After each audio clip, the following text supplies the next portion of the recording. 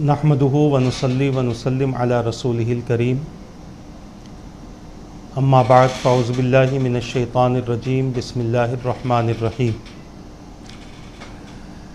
या अय्युहल्लज़ीना आमनु तक़ुल्लाह वल तंज़ुर नफ्सुम मा क़द्दमत लिग़द वत्तक़ुल्लाह इन्नल्लाह ख़बीरुम बिमा तअमलून। आमन्तु बिल्लाहि सदक़ल्लाहुल अज़ीम व सदक़ रसूलुहुन नबियुल अमीनुल मुख़्तारुल करीम व नहनु अला ज़ालिका लमिनश शाहिदीन व शाकिरीन वल्हम्दुलिल्लाहि रब्बिल आलमीन। अल्लाहुम्मा सल्लि व सल्लिम व बारिक अला सय्यदिना व मौलाना मुहम्मदिन व अला आलिहि व अस्हाबिहि व बारिक व सल्लिम सलातुम व सलामन दाइमन अलैका व अला आलिका व अस्हाबिका या रसूलल्लाह सल्लल्लाहु तआला अलैहि वसल्लम। अज़ीज़ान मिल्लत इस्लामिया, मोहतरम नाज़रीन व सामईन इकराम,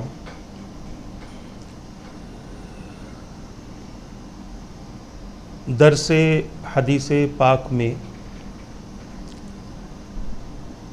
जैसा कि आप हज़रात को इस बात का इल्म है कि क़ुर्ब क़यामत के फ़ितने हुज़ूर पाक सल्लल्लाहु ताला अलैहि वसल्लम के फ़रामीन की रोशनी में इस हवाले से सिलसिलावार नशिस्तें हो रही हैं। साबिक़ा नशिस्त में दरस हदीस में झूठी गवाही के ताल्लुक़ से चंद बातें अर्ज़ की गई थी कि झूठी गवाही देना और बुरे लोगों को अच्छा ज़ाहिर करके लोगों को उसके फ़रेब में मुब्तला करना किस कदर भयानक जुर्म है दुनिया में आखिरत में। अल्लाह तबारक व तआला ने ऐसे शख्स के लिए क्या सज़ाएँ मुकर्रर फरमाई है। आज भी एक हदीस पाक का हिस्सा आप हज़रात के सामने अर्ज़ करने की सआदत हासिल करूँगा, जिसमें अल्लाह के रसूल सल्लल्लाहु ताला अलैहि वसल्लम ने इरशाद फरमाया, लोगों पर एक ज़माना ऐसा आएगा जिसमें अपने दीन पर साबित कदम रहने वाले की मिसाल ऐसी होगी जैसे कोई शख्स आग के अंगारों को मुट्ठी में भर ले। इस हदीस पाक का माना और मफ़हूम आपके सामने अर्ज़ किया जाएगा। इस हदीस पाक को इमाम तिरमिज़ी ने सुनन में किताबुल फ़ितन में और इमाम दैलमी ने फ़िरदौस में और तिरमिज़ी का हवाला लेते हुए कंजुल उम्माल में इमाम जलालुद्दीन सियूती ने अल-जामिउस सग़ीर में, अल्लामा अजलूनी ने कश्फुल ख़फ़ा में इस हदीस पाक को नक़ल फ़रमाया है। इस हदीस पाक में अल्लाह के रसूल सल्लल्लाहु ताला अलैहि वसल्लम ने ईमान वाले की एक कैफ़ियत बताई है,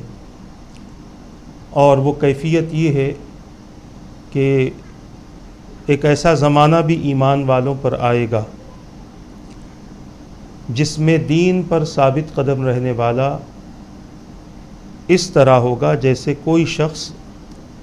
आग के अंगारों से मुट्ठी को भर ले।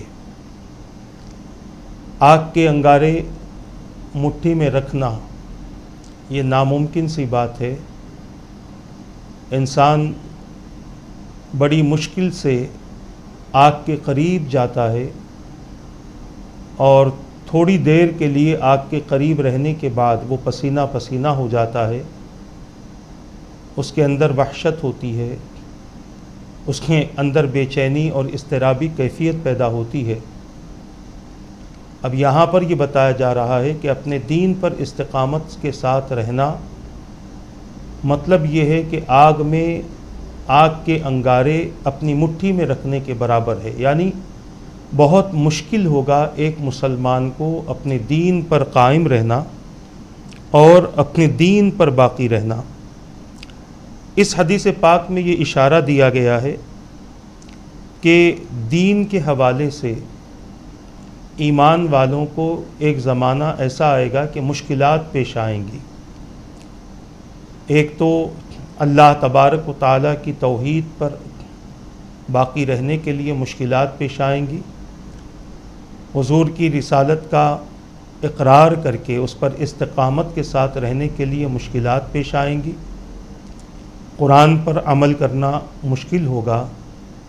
اللہ تبارک و تعالیٰ کی شریعت پر عمل کرنا مشکل ہوگا، مگر اس کے باوجود جو لوگ استقامت کے ساتھ رہیں گے، جو لوگ ثابت قدمی کا مظاہرہ کریں گے، اللہ تبارک و تعالیٰ ان کی ثابت قدمی کی وجہ سے ان بندوں کی مدد فرمائے گا۔ اس حدیث پاک کا مختصر سا خلاصہ آپ حضرات کے سامنے پیش کرنے کی سعادت حاصل کروں گا۔ ایک اور حدیث پاک اسی طرح کی ملتی ہے۔ اللہ کے رسول صلی اللہ تعالیٰ علیہ وسلم نے فرمایا، حضرت ابو ہریرہ رضی اللہ تعالیٰ عنہ اس حدیث پاک کے راوی ہیں، طویل حدیث ہے، ارشاد فرمایا کہ اس زمانے میں دین پر تھوڑا سا بھی قائم رہنے والا ایسا ہوگا جیسے آگ کو پکڑنے والا، یا یہ فرمایا جیسے کانٹے کو پکڑنے والا۔ اس حدیث پاک کو امام احمد نے مسند میں، امام دیلمی نے فردوس میں نقل فرمایا ہے۔ اس حدیث پاک کا مفہوم یہ ہے کہ آخری زمانے میں دین پر چلنا، اس پر قائم رہنا اس قدر مشکل ہو جائے گا جیسے آگ کو پکڑنا مشکل ہے۔ اس کی وجہ یہ ہوگی کہ اس زمانے میں کفر و فسق کا بول بالا ہوگا، سرکش اور بددین لوگوں کا ہر طرف سے غلبہ ہوگا، اور وہ اہل ایمان کو ستائیں گے، پریشان کریں گے، ظلم کریں گے، جس کی وجہ سے ان کا ایمان پر قائم رہنا آسان نہ ہوگا، بلکہ ایسا سخت اور مشکل ہو جائے گا جیسے آگ کو اپنے ہاتھ میں پکڑنا۔ آج جس دور سے ہم گزر رہے ہیں، ابھی اتنا سخت دور نہیں آیا جس کا تذکرہ رسول اکرم صلی اللہ تعالیٰ علیہ وسلم نے حدیث پاک میں کیا ہے، بلکہ یہ سختیاں شروع ہو چکی ہیں، ظلم شروع ہو چکا ہے، پریشانی اور مصیبت میں ڈالنا شروع ہو چکا ہے۔ کہیں مسلمان اکیلا نظر آ جائے اور چہرے سے اگر وہ مسلمان ظاہر ہو، یا ٹوپی داڑھی سے اگر وہ مسلمان ظاہر ہو، اس کا مذہب، اس کا مسلک نہیں پوچھا جاتا، بس اسے مارنے کے لیے چند افراد جمع ہوتے ہیں، اور وہ اپنی خواہش پوری کر کے اس مسلمان کو یا تو شہید کر دیتے ہیں، یا پھر اسے مار مار کر اس قدر کمزور کر دیتے ہیں کہ وہ مسلمان اٹھنے کی طاقت بھی نہیں رکھتا اور نہ اپنے آپ کو بچانے کی طاقت رکھتا ہے۔ آپ اپنی آنکھوں سے دیکھ رہے ہیں، کئی قسم کے ویڈیوز ہمارے سامنے آتے ہیں کہ کس طرح ایک مسلمان کو کتنے لوگ مل کر مارتے ہیں اور پھر اس کو اس کی زبان سے کفر نکلوانے کی کوشش کرتے ہیں۔ مگر الحمدللہ کئی ایسے مسلمان ہیں جنہوں نے اپنی جان کی پرواہ کیے بغیر اپنے دین پر استقامت کا مظاہرہ کیا اور کفریہ کلمات سے، شرکیہ کلمات سے اپنی زبان کو محفوظ رکھا، اور اسی حالت میں اس نے جام شہادت نوش فرمائی۔ عزیزان ملت اسلامیہ، یہ دنیا کے کسی ایک ملک کا واقعہ نہیں، بلکہ سینکڑوں ممالک میں اس قسم کے حادثات ایمان والوں کے ساتھ ہو رہے ہیں۔ کہیں ہماری مسجدوں کو شہید کیا جاتا ہے، کہیں ہماری مسجدوں پر پتھراؤ کیا جاتا ہے، کہیں نماز پڑھنے والے پر پتھراؤ کیا جاتا ہے، کہیں عبادت کرنے والے پر پتھراؤ کیا جاتا ہے، کہیں برقعے میں رہنے والی خواتین کو نقاب اتارنے کا حکم دیا جاتا ہے، کہیں مسلمانوں کو داڑھی کٹانے کا حکم دیا جاتا ہے، اور کہیں مسلمانوں کے ساتھ بدتمیزی، بدسلوکی کی جاتی ہے، کہیں پر ان کا سماجی بائیکاٹ کیا جاتا ہے، کہیں پر ان سے سامان خریدنے پر روک لگا دی جاتی ہے، اور لوگ مسلمان نام سن کر سامان نہیں لیتے، یہ ساری باتیں نئی نہیں ہے۔ حضور اکرم صلی اللہ تعالیٰ علیہ وسلم نے اپنی امت کو مضبوط کرنے کے لیے، اپنی امت کو مستحکم کرنے کے لیے پہلے ہی ان چیزوں کا ذکر فرما دیا۔ یہ نہیں کہ یہ ہو رہا ہے اس کے بعد میرے آقا صلی اللہ تعالیٰ علیہ وسلم کے احکامات جاری ہو رہے ہیں۔ اب تو ہمارے درمیان حضور اکرم صلی اللہ تعالیٰ علیہ وسلم جسم ظاہری کے ساتھ میں موجود نہیں ہے۔ میرے آقا صلی اللہ تعالیٰ علیہ وسلم کے وہ تمام فرامین موجود ہیں جس کا تعلق قیامت کی نشانیوں سے ہے، اس کے حالات سے ہے، اور پھر کیا کیا ہونے والا ہے میرے آقا صلی اللہ تعالیٰ علیہ وسلم نے پہلے ہی بیان فرما دیا۔ اگر یہ باتیں امت تک پہنچ جاتی، اگر حضور اکرم صلی اللہ تعالیٰ علیہ وسلم کے یہ فرامین امت تک پہنچ جاتے اور ہمارے علماء اور ہمارے خطباء یہ پیغام امت تک پہنچا دیتے، کیونکہ ہر دور کی جو ضرورت ہے اس ضرورت کے حساب سے اگر گفتگو کی جائے اور امت تک یہ پیغام پہنچا دیا جائے کہ دیکھو قیامت سے پہلے یہ ہوگا، ایسے ایسے حالات رونما ہوں گے، لہٰذا اس کی تیاری تمہیں ابھی سے کرنی ہے۔ کیونکہ جب ایمان کمزور ہوتا ہے تو انسان کی زبان سے کفر نکلنا بڑا آسان ہوتا ہے، اور جب ایمان مضبوط ہو، جب لوگوں کے پاس اس بات کا علم ہو کہ ہمارے ساتھ یہ ہونے والا ہے، اور جب وہ واقعہ ان کے ساتھ ہو رہا ہو تو وہ ثابت قدمی کا مظاہرہ کریں، استقامت کا مظاہرہ کریں، اور ایسے حالات میں اکابرین نے، فقہاء شریعت نے اسے جس بات کی اجازت دی ہے اس رخصت پر عمل کرتے ہوئے وہ اپنی زندگی کا تحفظ بھی کرے، یا پھر اس رخصت پر عمل نہ کر کے وہ راہ عزیمت کو اختیار کرے، تو یقیناً ایسے شخص کے لیے اللہ تبارک و تعالیٰ کے یہاں بہت بڑا اجر و ثواب ہے۔ تو میں عرض کرنا چاہتا ہوں کہ وہ چیزیں جو رسول اکرم صلی اللہ تعالیٰ علیہ وسلم نے اہل ایمان کے تعلق سے بیان فرمائی ہے، ان چیزوں کے لیے مسلمانوں کو تیار رہنا ضروری ہے۔ کسی کے کفر سے، کسی کی زیادتی سے، کسی کے ظلم سے، کسی کے جبر سے، کسی کے فتنے اور کسی کی تکلیف سے، کسی کی طاقت اور کسی کے عہدے کی وجہ سے اگر ہم اپنے دین سے پلٹ جاتے ہیں، اپنی شریعت سے پلٹ جاتے ہیں، اور پھر ان کی طاقت اور ان کی قوت کو دیکھ کر یا ان کی طرف سے دی جانے والی دولت کو دیکھ کر اپنی موت سے اپنی حفاظت کے طور پر اپنے آپ کو موت سے بچانے کی خاطر اگر کوئی شخص دین حق کو چھوڑ کر کسی باطل مذہب کو قبول کرتا ہے، کسی باطل مذہب کا پیروکار بن جاتا ہے، اس سے دین کا کوئی نقصان نہیں ہوتا۔ کچھ ایسے افراد بھی ہیں، میں بہت سارے نہیں کہوں گا، کچھ ایسے افراد بھی ہیں جو کسی کی طاقت اور کسی کے عہدے کی وجہ سے، کسی کے ظلم اور کسی کی بدسلوکی کی وجہ سے اپنے مذہب کو تبدیل کر دیتے ہیں، اور پھر بڑے شوق سے اور بڑی بے باکی سے کہتے ہیں یہ ہمارے بڑوں کا مذہب ہے، ہمارے پرانے لوگ اسی مذہب پر قائم تھے۔ گویا وہ اپنی جہالت کا اظہار کر رہے ہیں اور یہ بتا رہے ہیں کہ ہمارے اندر کتنی جہالت ہے۔ جس کے اندر ایمان ہوتا ہے اور جو ایمان کی حقیقت کو سمجھتا ہے، وہ اپنی ذات کے لیے موت کو تو پسند کرے گا، وہ اپنی ذات کے لیے کفر کو پسند نہیں کرے گا، اپنی ذات کے لیے شرک کو، نہ یہودیت کو نہ عیسائیت کو پسند کرے گا۔ جو اپنے ایمان پر ثابت قدم رہتا ہے اور جس کو ایمان کی حقیقت کا اندازہ ہے۔ عزیزان ملت اسلامیہ، آخری زمانے میں حضور اکرم صلی اللہ تعالیٰ علیہ وسلم نے اس بات کا خلاصہ فرما دیا کہ میری امت پر وہ زمانہ بھی آئے گا کہ دین پر استقامت کے ساتھ رہنا میری امت کے لیے دشوار ہوگا، مگر جو اس پر استقامت کے ساتھ رہ گئے یقیناً ان کا دین دوسروں کے لیے مضبوطی کا سبب بنے گا، ان کا ایمان دوسروں کے لیے تقویت کا سبب بنے گا۔ علامہ جلال الدین سیوطی رحمۃ اللہ تعالی علیہ اس حدیث پاک کا معنی اس طرح بیان کرتے ہیں کہ جس طرح آگ کو تھامنے والا ہاتھ کی جلن و سوزش پر صبر کی قدرت نہیں رکھتا، اسی طرح دیندار آدمی نافرمانیوں اور گناہوں کے غلبے اور فسق و فجور کے پھیلنے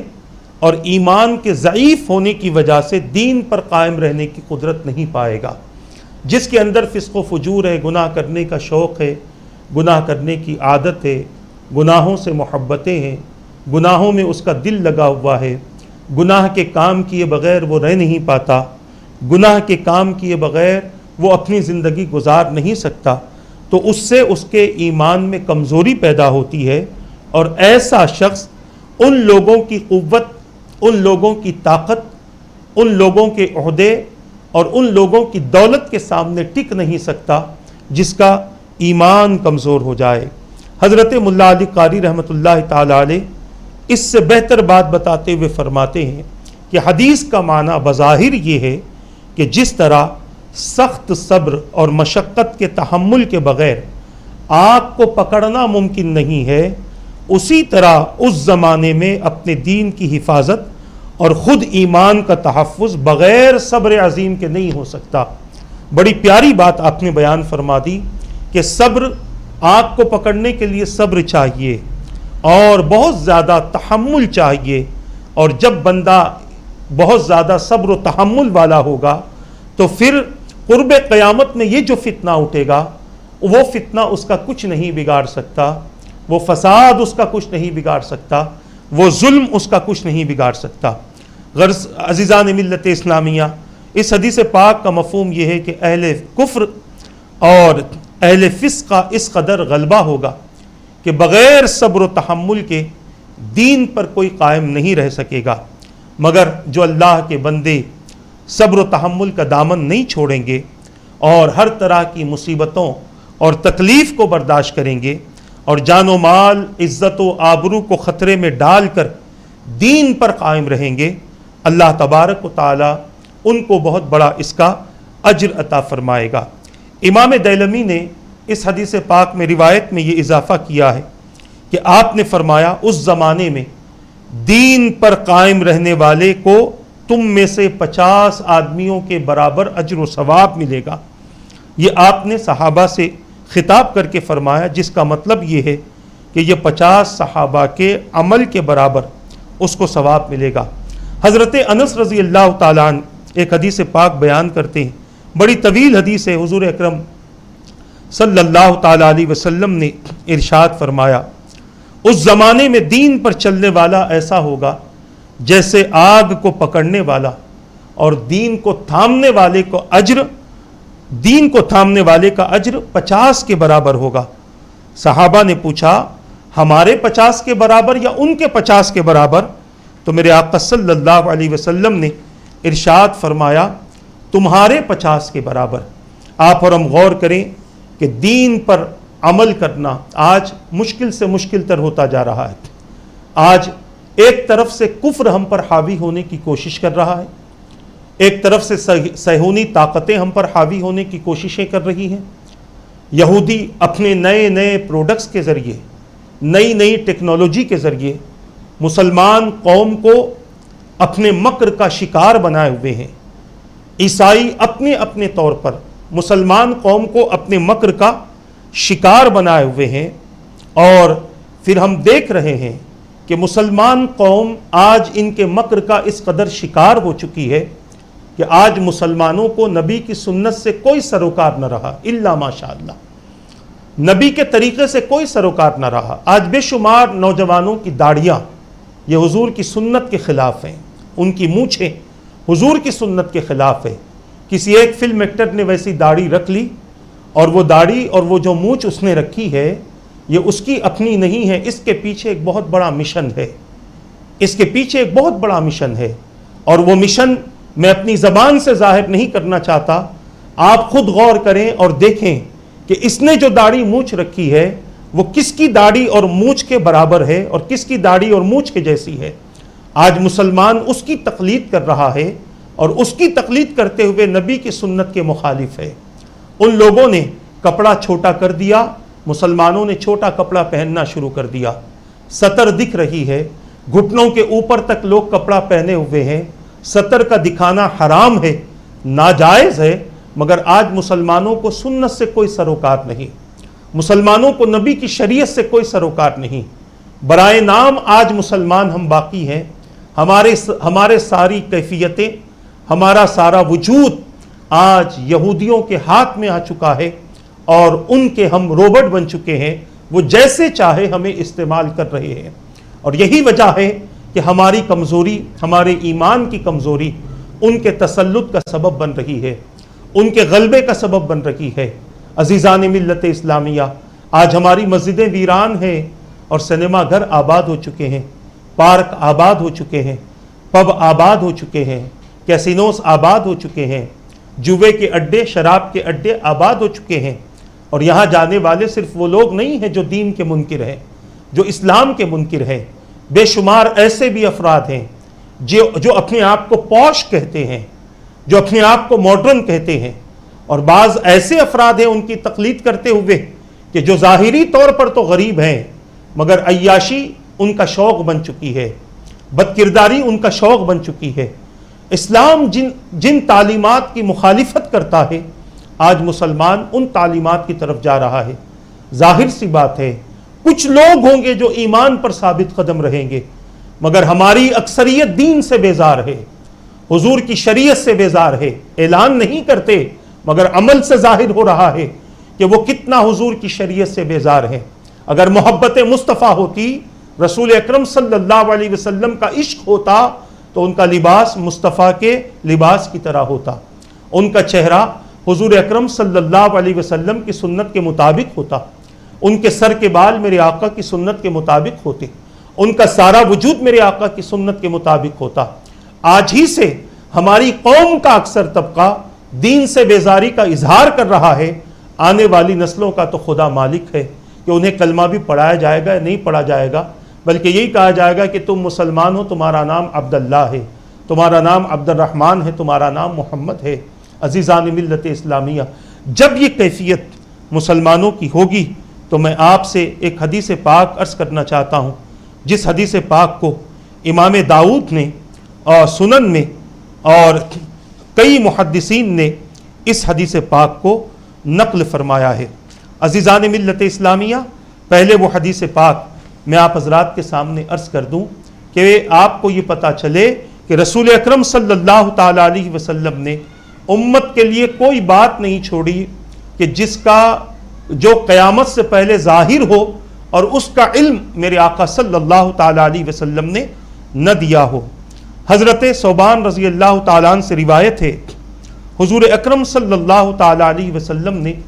ارشاد فرمایا، ان قریب گمراہ قومیں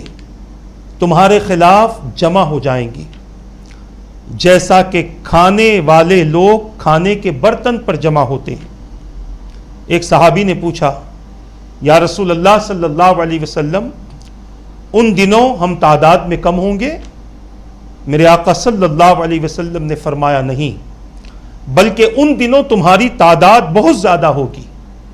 لیکن تم سیلاب کے جھاگ کی طرح ہو جاؤ گے۔ اللہ تعالیٰ تمہارے دشمنوں کے دلوں سے تمہارا رعب و دبدبا نکال دے گا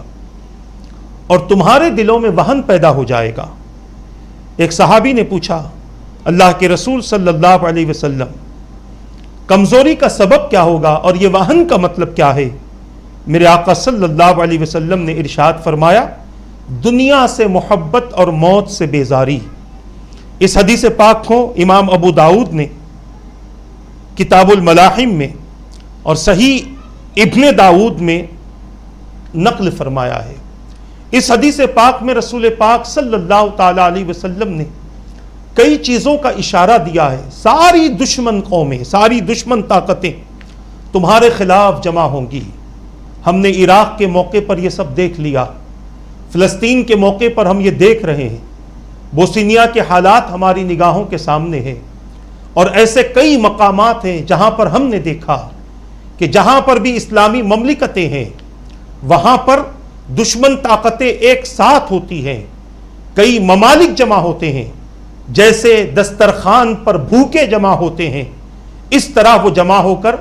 اسلام کو مٹانے کے لیے اسلامی سلطنتوں پر حملہ کیا جاتا ہے، مملکتوں پر حملہ کیا جاتا ہے، اور پھر وہاں لوگ مر رہے ہیں، شہید ہو رہے ہیں، ان کے پاس اس کے دفاع کے لیے کوئی اسلحہ نہیں۔ اور اگر میں کہوں کہ مسلمان اپنے ایمان پر ثابت قدم رہتا تو اللہ تعالیٰ اس کی مدد ضرور فرماتا۔ کسی قوم پر اس وقت تک مصیبت نہیں آتی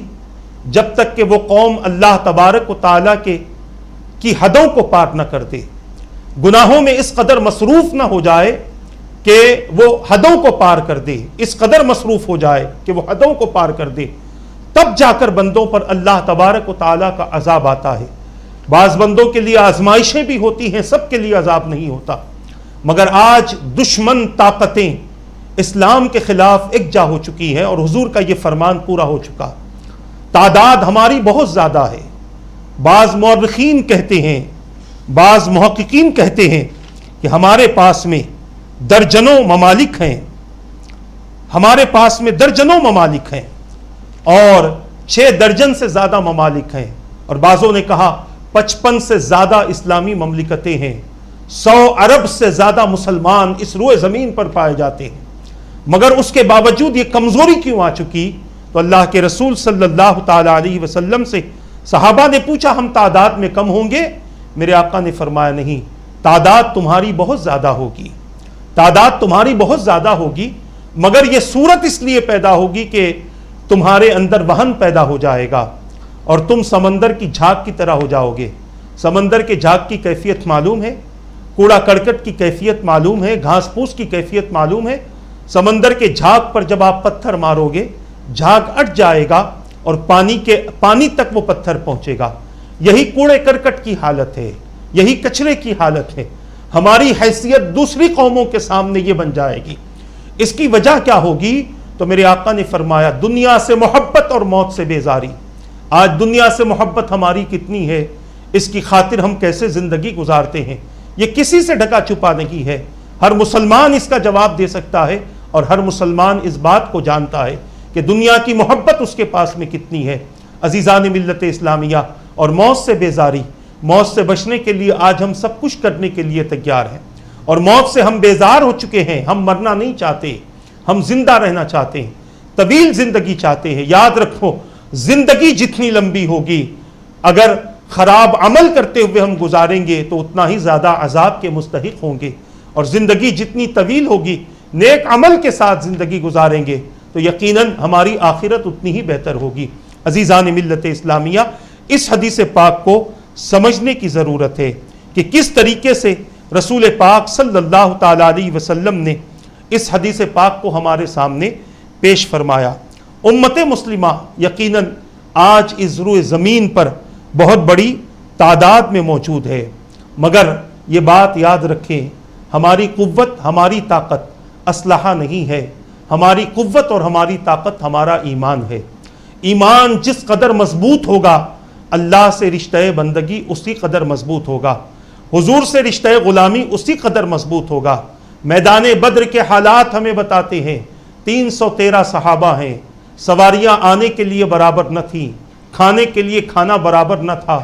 چند گھوڑے تھے، چند اونٹ تھے، مختصر سا اسلحہ تھا، چند تلواریں تھیں، چند نیزے تھے، مگر اس کے باوجود سامنے جو قوت آئی تھی، سامنے جو طاقت آئی تھی، وہ بہت بڑی طاقت تھی۔ ان کے اندر مشہور پہلوان بھی موجود تھے، بڑے بڑے طاقتور بھی موجود تھے،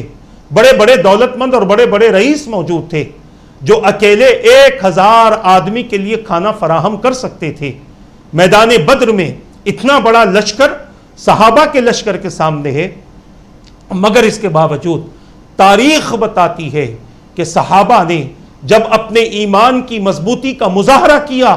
تو اللہ تبارک و تعالیٰ نے ان کی مدد فرمائی۔ صحابہ جب اپنے توکل پر اللہ تبارک و تعالیٰ کے بھروسے پر قائم رہے، اللہ تبارک و تعالیٰ نے ان کی مدد فرمائی۔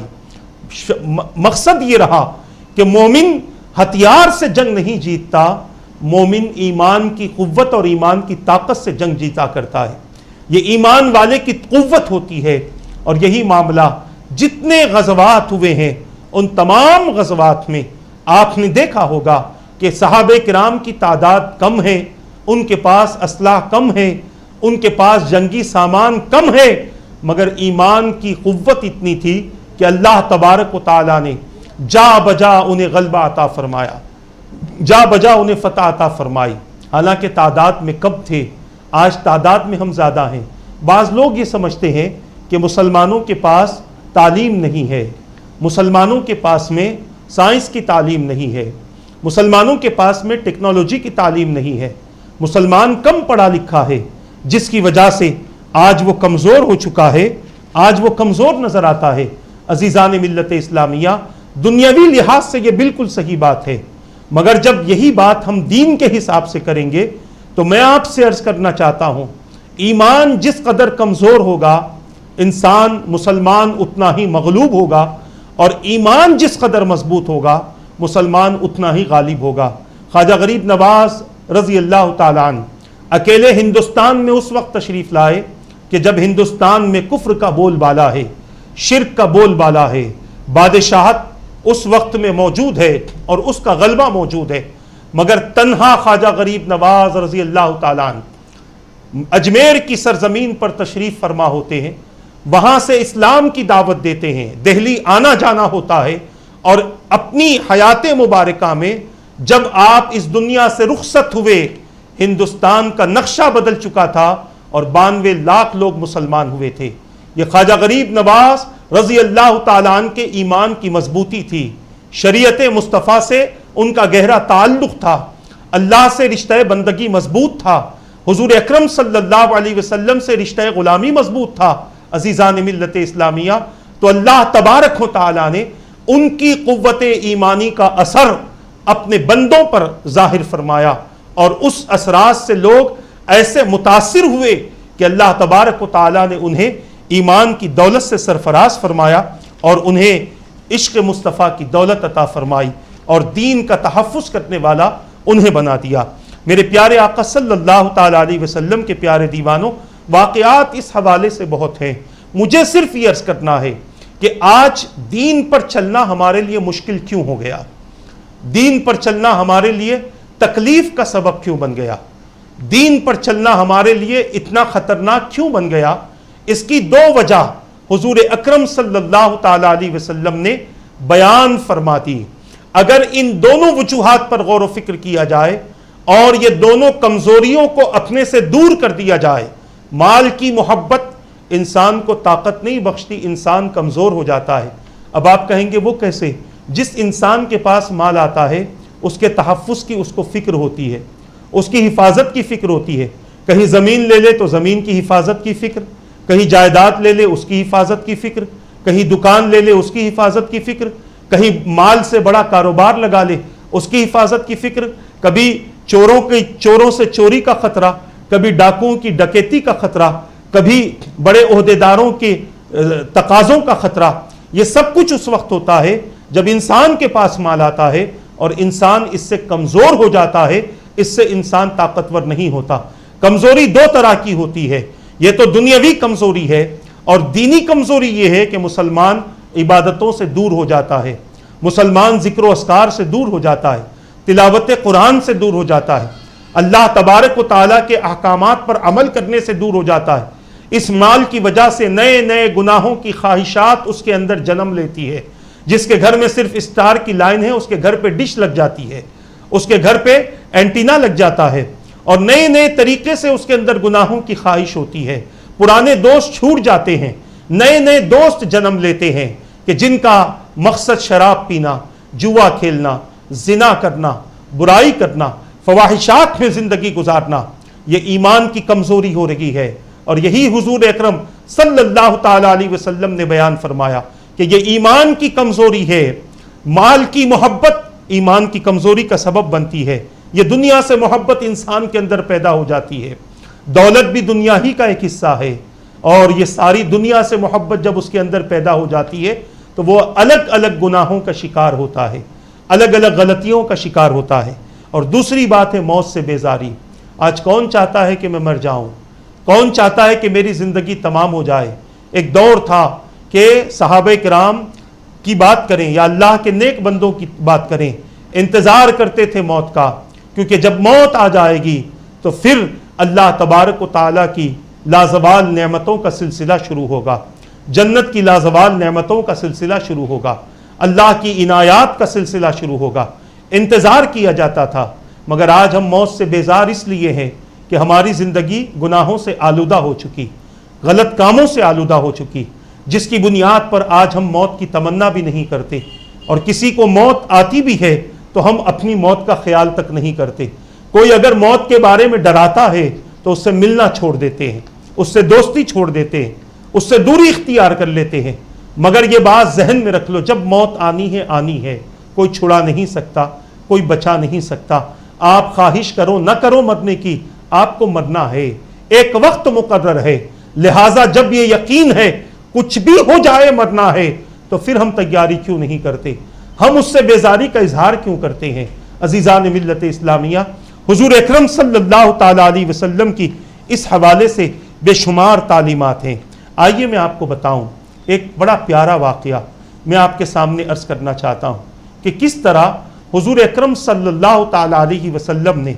اپنے صحابہ کے اندر ایمان کی محبت پیدا فرمائی تھی، ایمان پر ان کی استقامت کا عالم کیا تھا، شہادت کے لیے تیار ہو جاتے تھے، شہید ہونے کو پسند کرتے تھے، مگر دین سے پھر جانا اور اللہ کے احکام کی مخالفت کرنا انہیں برداشت نہ تھا اور انہیں گوارا نہ تھا۔ عزیزان ملت اسلامیہ، میں جو واقعہ سنا رہا ہوں یہ رومی سلطنت جس کا فرما روا قیصر تھا، اس کے دربار میں حضور اکرم صلی اللہ تعالی علیہ وسلم کے چند غلاموں کو قیدی بنا کر پیش کیا گیا، جس میں حضرت عبداللہ ابن حذافہ رضی اللہ تعالیٰ عنہ تھے، اور قیصر نے کہا، روم کے بادشاہ قیصر نے حضرت عبداللہ ابن حذافہ رضی اللہ تعالیٰ عنہ سے کہا میری ایک تجویز ہے۔ حضرت حذافہ رضی اللہ تعالیٰ عنہ نے فرمایا وہ کیا ہے؟ تو قیصر روم نے کہا میری تجویز یہ ہے کہ آپ مذہب عیسائیت قبول کر لیں، آپ کو اگر یہ میری تجویز منظور ہے تو میں آپ کو آزاد کر دوں گا اور آپ کے ساتھ عزت کا معاملہ کروں گا۔ حضرت عبداللہ ابن حذافہ رضی اللہ تعالیٰ عنہ نے بڑی جرت کا اظہار کرتے ہوئے فرمایا یہ ممکن نہیں ہے، جس چیز کی طرف تو مجھے دعوت دے رہا ہے اس سے 1000 درجہ بہتر ہے کہ میں شہید ہو جانا پسند کروں گا۔ قیصر نے کہا کہ آپ مجھے بہادر انسان معلوم ہوتے ہیں، آپ میری تجویز قبول کر لیں۔ پہلی بات تو اس نے کہی کہ آپ مذہب عیسائیت قبول کر لیں تو میں آپ کو آزاد کر دوں گا۔ اب دوسری بات کہتا ہے کہ آپ میری اس تجویز کو قبول کر لیں، میں آدھی سلطنت آپ کو دے دوں گا۔ دولت کی بات کی، دنیا کی بات کی، دنیا کی محبت کی بات کی، آدھی سلطنت میں آپ کو دے دوں گا۔ حضرت حذافہ رضی اللہ تعالیٰ عنہ مسکرا کر جواب دیتے ہیں کہ اللہ کی قسم مجھے اپنی ساری سلطنت اور پورے عرب کی حکمرانی بھی دے دیں، پھر بھی مجھ سے یہ امید نہ رکھنا کہ میں دین سے پھر جاؤں گا، ایک لمحے کے لیے بھی میں اپنے دین سے نہیں پھروں گا۔ قیصر بڑا غصہ ہوا، اس نے کہا میں تمہیں قتل کر دوں گا۔ ابو حذافہ رضی اللہ تعالیٰ نے فرمایا جو چاہے کر لو۔ قیصر نے اپنے سپاہیوں کو حکم دیا کہ انہیں صلیب پر باندھ دیا جائے، اور تیر اندازوں کو حکم دیا کہ ان کے ہاتھوں اور پیروں کے پاس میں تیر چلائے، انہیں لگنے نہ پائیں، تاکہ اس کی وجہ سے ان کے اندر ڈر پیدا ہو۔ جب یہ تیر چلائے جا رہے تھے تو اس وقت بھی قیصر نے کہا کہ میں پھر سے تمہیں دعوت دیتا ہوں کہ عیسائیت کو قبول کر لو، لیکن آپ نے انکار کر دیا۔ اس پر قیصر اور غصہ ہوا، اور غصہ ہو کر وہ سمجھ گیا کہ یہ کسی طرح ماننے والے نہیں ہے۔ اس نے اپنے سپاہیوں کو حکم دیا کہ لکڑیاں جلاؤ، ایک دیگ رکھو، اس میں تیل ڈالو، اور جب تیل کھولنے لگا تو ان کے ساتھ میں جو اور صحابہ قید کر لیے گئے تھے ان میں سے 2 قیدیوں کو، 2 صحابیوں کو پکڑ کر لایا گیا اور اس دیگ میں پھینکوا دیا گیا، اور دونوں جیسے ہی کھولتے ہوئے تیل میں گئے، ظاہر سی بات ہے کہ جل کر ان کا جسم خاک ہو گیا، ان کی ہڈیاں ظاہر ہونے لگی۔ اس نے پھر ابو قحافہ حضرت عبداللہ ابن حذافہ رضی اللہ تعالیٰ عنہ کی طرف دیکھا اور پھر کہا کہ عیسائیت قبول کر لو ورنہ تمہارا یہی حال ہوگا۔ مگر وہ صحابی جو حضور پاک صلی اللہ تعالیٰ علیہ وسلم کے تربیت یافتہ ہیں، انہوں نے فوری کہا، ان کی زبان مبارک سے جو ان کا یقین تھا یہ الفاظ نکلے، لہو ملک السماوات والارض یحیی و یمیت وہو علی کل شیء قدیر، اسی کی بادشاہت ہے زمین و آسمان میں، وہی زندگی اور موت دیتا ہے، وہی ہر چیز پر قادر ہے۔ اتنا سننا تھا کہ اس نے اپنے موقف کو اور تیز کیا، اور پھر حضرت عبداللہ رضی اللہ تعالیٰ عنہ سے کہا کہ اگر تم مذہب عیسائیت قبول نہیں کرتے تو تمہارا بھی یہی حال ہوگا۔ عزیزان ملت اسلامیہ، آپ نے اپنے ایمان سے کفر کو مایوس کر دیا اور اسے اتنا غضبناک کیا کہ وہ اس بات پر راضی ہو گیا کہ آپ کو بھی اس کھولتے ہوئے تیل میں ڈالا جائے، لہٰذا حکم دیا کہ انہیں بھی اس کھولتے ہوئے تیل میں ڈال دو۔ حضرت عبداللہ رضی اللہ تعالیٰ عنہ کو جب کھولتے ہوئے تیل کی طرف لے جایا جا رہا تھا اور جب اس کے قریب پہنچے آپ رونے لگے، آپ کی آنکھوں سے آنسو آنے لگے۔ لہٰذا جب حواریوں نے دیکھا قیصر کے کہ حضرت عبداللہ رو رہے ہیں، انہوں نے قیصر روم کو کہا کہ وہ رو رہے ہیں۔ قیصر روم سمجھا کہ ان کا ایمان کمزور پڑا ہوگا، ان کا عقیدہ کمزور پڑا ہوگا، اس نے کہا انہیں میرے پاس میں لاؤ۔ اس موقع پر جب آپ ان کے قریب لائے گئے تو پھر قیصر روم نے کہا کیا اب مذہب عیسائیت قبول کرتے ہو؟ تو آپ نے ارشاد فرمایا اب بھی میں مذہب عیسائیت کو قبول کرنے والا نہیں ہوں۔ اتنا سننا تھا کہ قیصر روم نے کہا پھر تمہارے رونے کی وجہ کیا ہے؟ جواب سنیں، کیا پیارا جواب حضرت عبداللہ رضی اللہ تعالیٰ عنہ نے قیصر روم کو دیا۔ آپ نے جواب دیا میں یہ سوچ کر رو رہا ہوں کہ کاش میرے پاس ایک جان کے بجائے میرے جسم کے بالوں کے برابر جانیں ہوتی اور میں سب کو اس کھولتے ہوئے تیل میں ڈال کر اللہ کی راہ میں قربان کر دیتا۔ یہ سن کر قیصر روم ان کی بہادری اور جرت مندی پر بہت حیران ہوا اور کہنے لگا اگر تم میرے سر کا بوسہ لے لو تو میں تمہیں آزاد کر دوں گا۔ حضرت ابو حذیفہ رضی اللہ تعالیٰ عنہ نے پوچھا کیا تم میرے ساتھ ساتھ تمام مسلمان قیدیوں کو بھی رہا کر دو گے؟ اس نے کہا ہاں میں تمام مسلمان قیدیوں کو رہا کر دوں گا۔ تو آپ اس کے قریب آئے اور اس کے سر کا بوسہ لیا۔ قیصر روم نے حسب وعدہ حضرت عبداللہ رضی اللہ تعالیٰ عنہ کو تمام مسلمان قیدیوں کے ساتھ رہا کر دیا۔ جب یہ لشکر روم سے مدینہ پہنچا اور سیدنا عمر فاروق رضی اللہ تعالیٰ عنہ کو اس واقعے کے بارے میں بتایا گیا تو عمر فاروق رضی اللہ تعالیٰ عنہ یہ سن کر بہت خوش ہوئے اور خوش ہو کر کہنے لگے ہر مسلمان پر ضروری ہے کہ وہ عبداللہ ابن حذیفہ رضی اللہ تعالیٰ عنہ کے سر کا بوسہ لے اور میں اس کی ابتدا کرتا ہوں۔ حضرت فاروق اعظم رضی اللہ تعالیٰ عنہ نے حضرت عبداللہ رضی اللہ تعالیٰ عنہ کے ماتھے کو چوما اور آپ کے سر کو چوما۔ حضور اکرم صلی اللہ تعالیٰ علیہ وسلم نے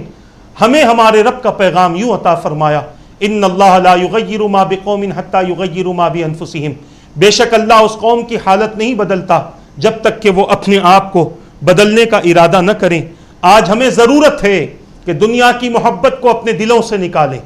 دنیا میں اس طرح رہیں جیسا ایک مسافر رہتا ہے، ایک قیدی جس طرح قید خانے میں رہتا ہے،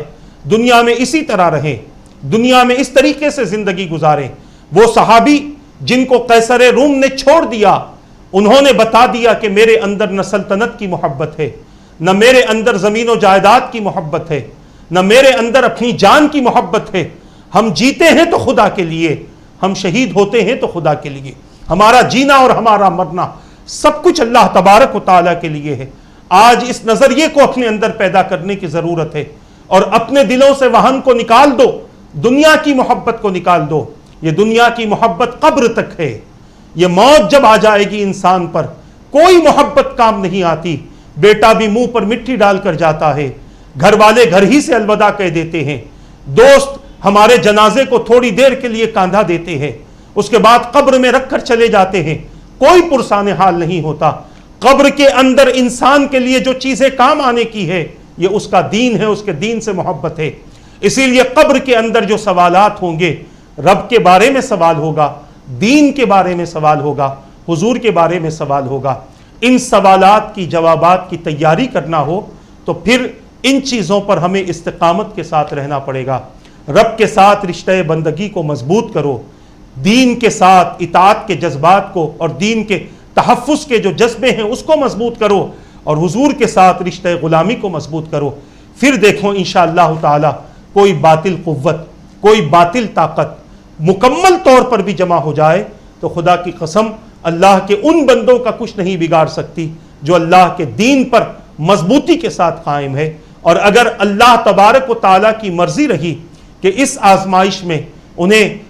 مقام شہادت نصیب ہو جائے تو پھر ان کی شہادت آنے والے لوگوں کے لیے قوت اور طاقت کا سبب بنتی ہے، ان کے ایمان کی مضبوطی کا سبب بنتی ہے۔ یہ مختصر سی باتیں میں نے آپ حضرات کے سامنے ایک حدیث پاک کی تشریح میں کہی ہے، جس کا آغاز میں نے کیا تھا کہ حضور نے فرمایا امت پر ایک ایسا زمانہ آئے گا کہ دین پر چلنا اتنا ہی مشکل ہوگا جتنا ہاتھ میں انگار کو لینا مشکل ہوگا۔ عزیزان ملت اسلامیہ، آج وہ زمانے کا آغاز ہو چکا ہے، مختلف مقامات سے، مختلف ممالک سے امت مسلمہ کو کمزور کرنے کے منصوبے تیار ہو رہے ہیں، بنائے جا رہے ہیں۔ ہمارے ایمان اور ہمارے عقیدوں کو کمزور کرنے کے لیے سازشیں ہو رہی ہیں۔ آج ہم ان سازشوں کا حصہ بن چکے ہیں۔ وہ مسلمان جن کے ہاتھ میں قرآن ہونا تھا، آج ان کے ہاتھ میں سیل فون ہے، اور وہ مسلمان جن کی انگلیاں قرآن پر پھرنی تھی، آج ان کی انگلیاں مختلف گیمز کو اسکرال کرنے میں گھوم رہی ہیں، اور انہی میں آج مسلمان مست ہے۔ عزیزان ملت اسلامیہ، یہ چیزیں ایمان کی کمزوری کا سبب بنتی ہیں۔ وقت نکالو خدا کے ذکر کے لیے، نمازیں جو فرض ہیں وقت پر ادا کرو، قرآن کی تلاوت کرو، اس کے ترجمے کو پڑھو، حدیث مصطفیٰ پڑھو، تاکہ آنے والے دن کے لیے، آنے والے دور کے لیے حضور نے جو فرمایا ہے اس کی ہم اپنی زندگی میں تیاری کر سکیں۔ اللہ تبارک و تعالی مجھے اور آپ کو ان باتوں پر عمل کی توفیق عطا فرمائے۔ میرے کہنے میں کچھ غلطی ہو تو رب قدیر اپنے حبیب کے صدقے معاف فرما دے۔ پروردگار ظالموں کے ظلم سے، حاسدین کے حسد سے، اشرار کی شرارتوں سے، فتین کے فتنوں سے، نظر بس سے، آسیب سے، ملامتوں سے، خبیث ارواح سے، پروردگار ہر طرح کی آفات و بلیات سے ہماری، ہمارے آل اولاد کی، ہمارے آنے والی نسلوں کی حفاظت فرما، ہمارے ایمان کو مضبوط فرما، ہمارے عقیدے کو مضبوط فرما۔ پروردگار ہر طرح کی کمزوری سے ہماری حفاظت فرما۔ مولا، جن بندوں کو تو نے تیری مدد کا تو نے وعدہ فرمایا ہے ان بندوں میں ہمیں بھی شامل فرما لے۔ ہم میں، ہمارے متعلقین میں جو بیمار ہیں انہیں شفا عطا فرما، اور میرے مولا جو پریشان حال ہیں ان کی پریشانیوں کو دور فرما۔ ایمان پر استقامت کے ساتھ زندگی عطا فرما، ایمان کی حالت میں کلمہ پڑھتے ہوئے نبی کا دیدار کرتے ہوئے موت نصیب فرما دے برحمتک یا ارحم الراحمین۔ وما علینا الا البلاغ۔ السلام علیکم ورحمۃ اللہ وبرکاتہ۔